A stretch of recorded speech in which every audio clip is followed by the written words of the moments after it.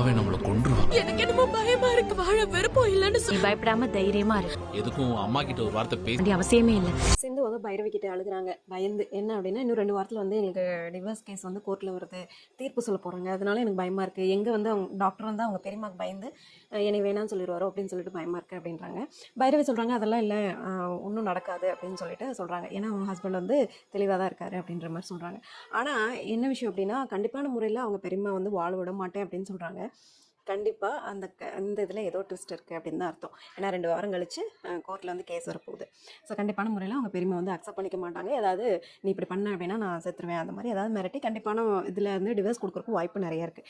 இந்த சைடு பைரவி வந்து ஆறுமுகத்துக்கிட்ட வந்து டைவர்ஸ்க்கு சைன் பண்ண சொல்கிறாங்க. அப்போ வந்து ஆறுமுகம் சொல்கிறேன், அப்படி எதுக்கும் எங்கள் அம்மாட்ட கேட்டு நான் சைன் பண்ணுறேன் அப்படின்னு சொல்லிட்டு பாவமாக இருக்குது ஆறுமுகத்தை பார்த்தா.